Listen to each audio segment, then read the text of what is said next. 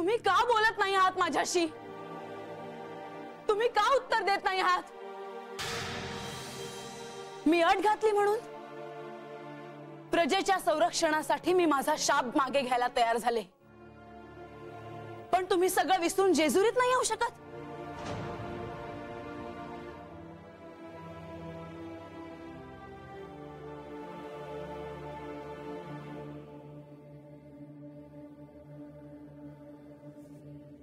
म्हाळसा, तू माझ्याकडून जे मागत आहेस ते मी तुला कसे देऊ?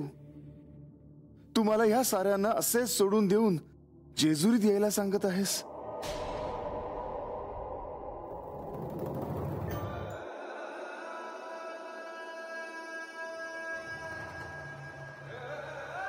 म्हाळसा, तारकासुराच्या त्या 3 पुत्रांमुळे सर्व सृष्टी आता पणाला लागली आहे. सर्वत्र हाहाकार माजला आहे. सर्व प्रजा दुःखी आहे. आणि म्हाळसा, अशात मला सगळ्यांकडेच लक्ष द्यावे लागणार आहे. त्यांना या अशा अवस्थेत सोडून जेजुरीत या क्षणी मी नाही येऊ शकत. म्हाळसा, इतकी प्रिय आहे तुम्हाला तुमची भक्त? माझ्या शब्दाचे काही मूल्य आहे की नाही?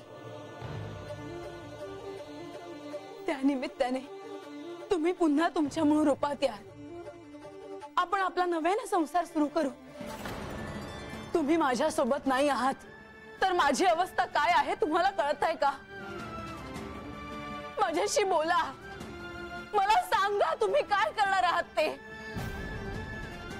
बघ बघ या लोकांकडे म्हाळसा. त्या दैत्यांच्या जाचामुळे हे सर्व कसे त्रासून गेले आहेत.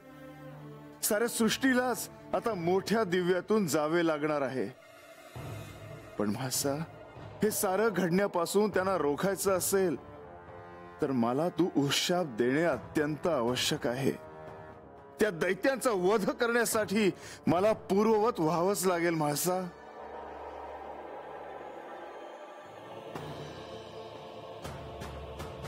आणि तू उशाप दिला तरच हे सर्व साध्य होईल.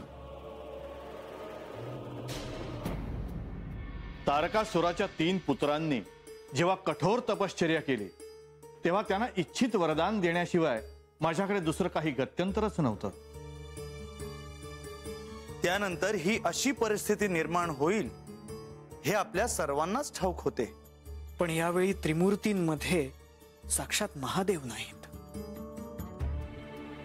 सगळे नियम बाजूला सारून त्या दैत्यांना वरदान द्यायलाच नको होते असे वाटू लागले आहे.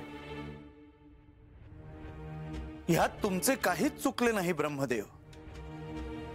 दैत्यांकडे स्वतःचा उद्धार करून घेण्यासाठी एक संधी होती, परंतु त्यांनी ती संधी गमावली आहे.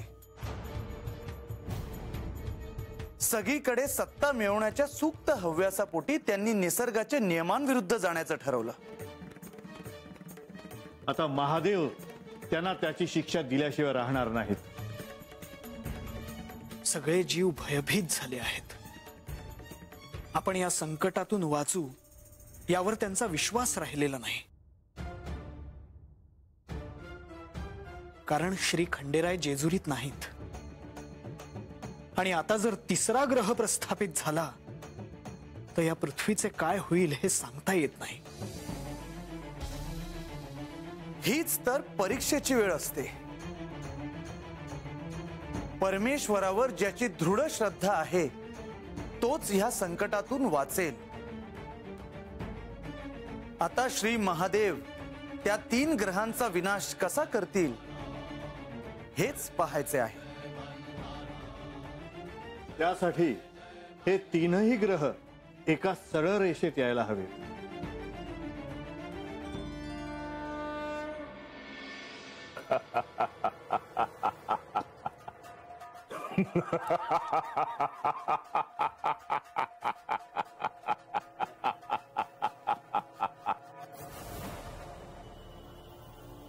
वयासूर, तुम्ही इथे कसे काय आलात? अजून तुमचे कार्य पूर्ण झालेलं नाही आणि होणारही नाही. तुम्ही काय बोलत आहात? होय विद्युन्माळी, 3रा ग्रह निर्माण करायचा असेल आणि तोही सोन्याचा तर त्यासाठी मला मोठ्या प्रमाणात सोनं लागेल.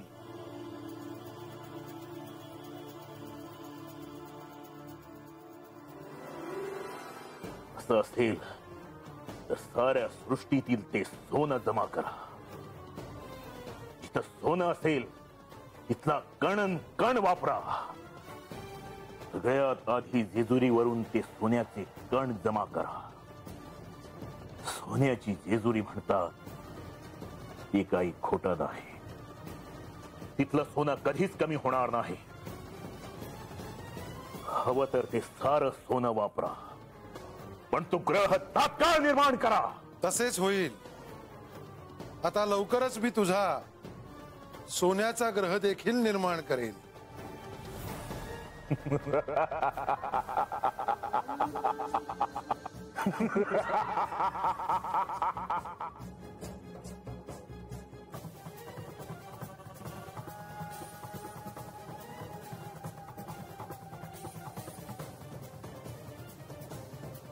दैत्य कुळाचा स्वामी तुमच्या पुढे उभा आहे. ब्रह्मांडात सगळे ग्रह, देव, देवी, देवता शरण येतील. पृथ्वीवरील मनुष्यही शरण यायला हवा. तोच जप, तप, ध्यान, होम, हवन करून देवांना बळ देत असतो. जो मनुष्य किंवा जो प्रांत माझं स्वामित्व स्वीकारणार नाही त्याचा विध्वंस करून टाका. खंडोबाचं साम्राज्य सर्वत्र पसरलं आहे. याच्या राजधानी तोच नाही. कुठे लपला आहे ते आधी शोधून काढा आणि त्याची राजधानी उद्ध्वस्त करा. मग विजय आपलाच आहे.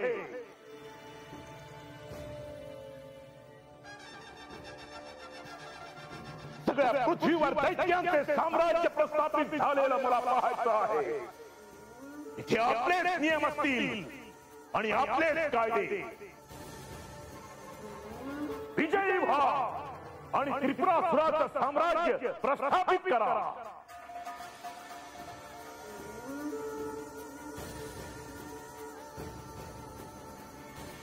देवा देहि देव देव मल्हारी. देवा देहि देव देव मल्हारी. सदानंद तू मार्तंड भैरव.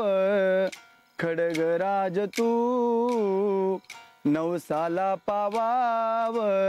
देवा देहि देवा, अजून काय काय बघायला लावणार हायसा?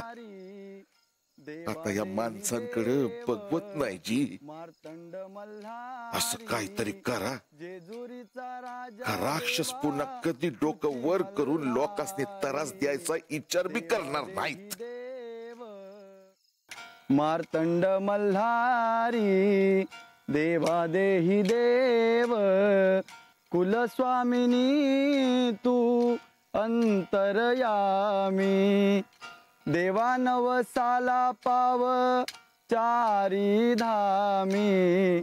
साऱ्या भगताचा तुची कैवारी. साऱ्या भगताचा तुची कैवारी. देवा देवा देहि देव. हायसा नव तुम्ही. तुम्ही हता आहे याची साक्ष मला मिळाली आहे. अव मग बघताय ना हे समज काय चाललं आहे ते. आता तुमचा मनापासून दावा करते बघा देवा. येथून आम्हाला समजसनी वाट दावाजी. जेजुरीचा राजा माझा देव मल्हारी. देवा देहि देव मार्तंड मल्हारी.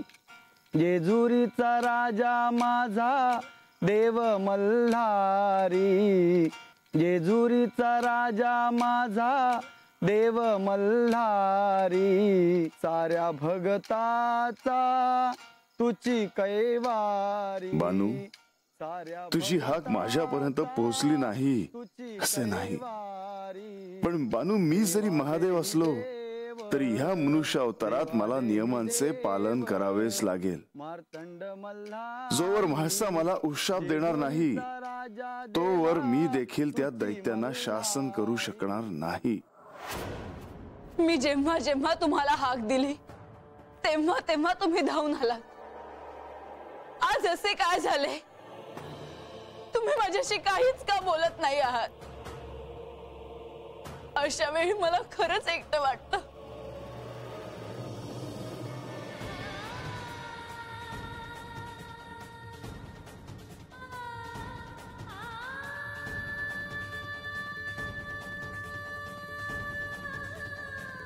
म्हाळसा, एक अशुभ वार्ता आहे.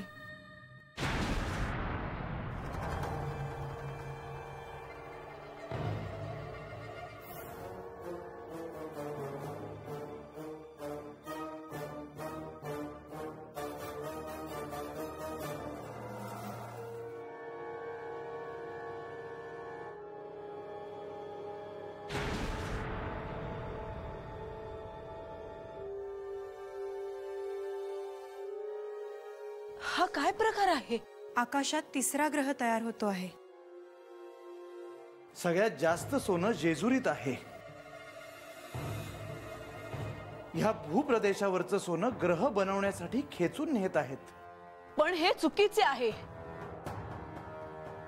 आपण बाहेर गेलो तर आपल्याला तो ग्रह तयार होत असताना दिसेल.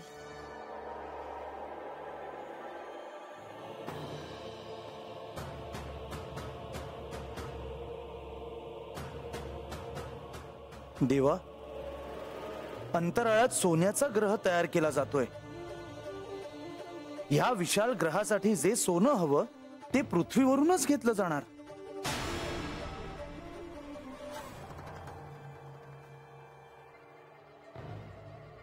हो, जे अस्तित्वात आहे तेच एकत्र करून त्याचा ग्रह ते बांधणार आहेत. प्रधानजी, ते सोनं तयार नाही करू शकत. देवा, आता त्यांचे लक्ष जेजुरीवर असणार. जेजुरीत किती सोनं आहे ह्याची त्यांना कल्पना असेल. काही झालं तरी सोन्याची जेजुरी आहे.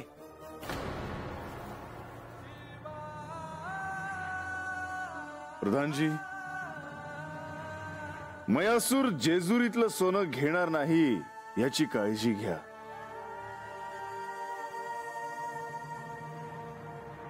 देवा, तुम्ही मूळ रूपात येण्याची आवश्यकता आहे. त्यासाठी मला माझा हा देह सुरक्षित ठेवून मूळ रूपात यावं लागेल. मग हे कार्य लवकर घडावे देवा. पण प्रधानजी, माझ्या या देहाचे संरक्षण कोण करेल? हे कार्य तुम्ही बानूवर सोपवावे.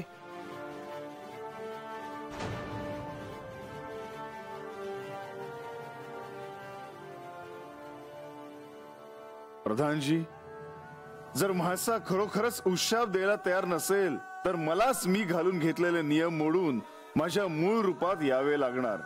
सूक्ष्म देहाने मी पुन्हा माझ्या मूळ रूपात येईन आणि मग मात्र त्या दैत्यांना माझ्या क्रोधाला सामोरं जावं लागेल.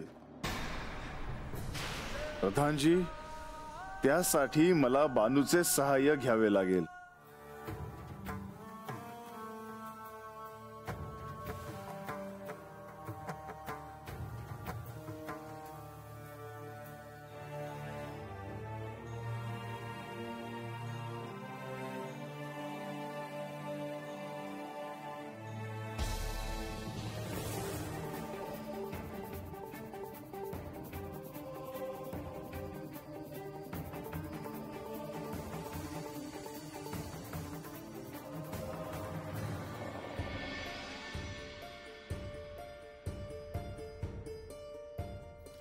बाई, मला तुमच्या संग जरा बोलायचं आहे.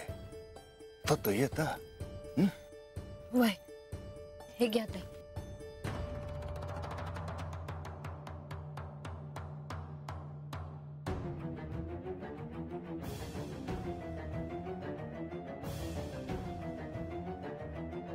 काय झालं र?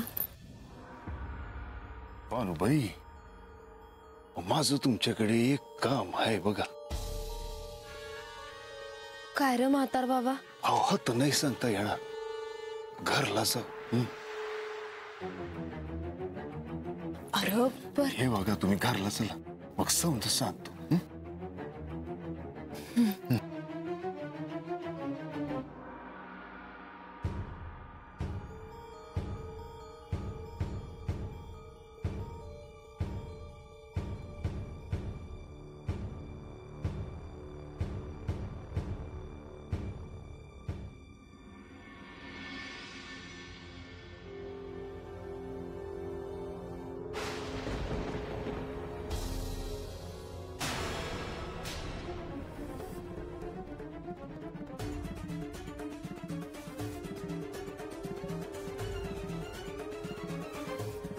भानुबाई, म्या काय म्हणतो ते ऐका. अरे पर समधी वस्तीत आता असताना तू मला हात कशा पाय आणलंस? थांबवायच.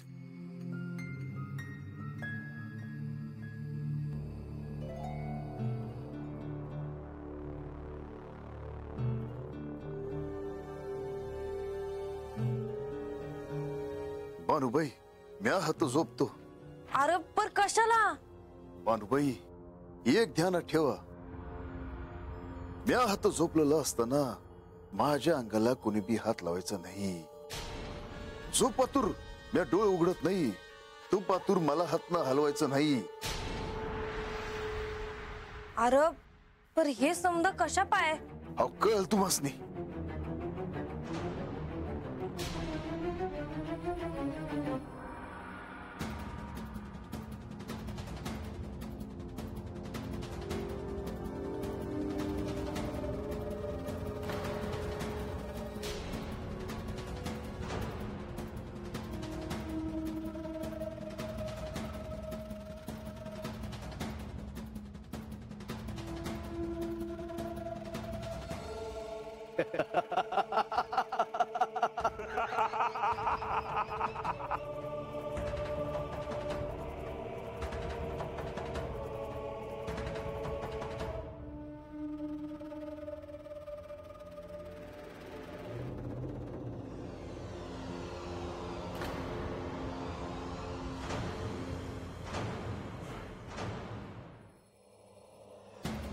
ब्रह्मदेवांचे वरदान आता खऱ्या अर्थाने पूर्ण होणार.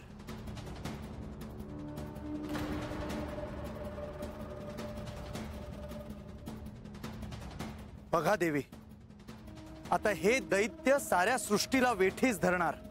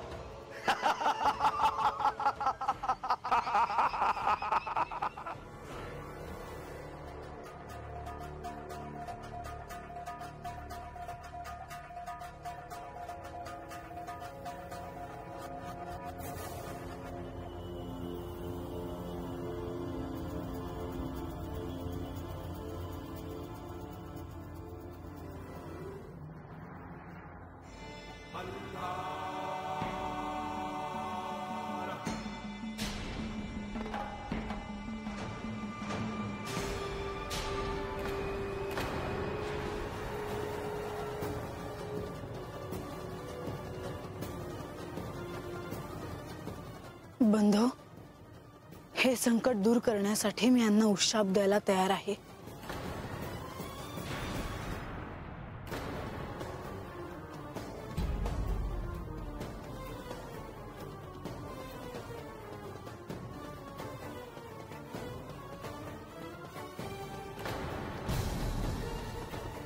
बंधू, तुम्ही असे शांत का? मी म्हणाले की मी यांना उशाप द्यायला तयार आहे. परंतु देवी, आता तुम्ही उशाप दिला तरीही त्याचा काही उपयोग होणार नाही.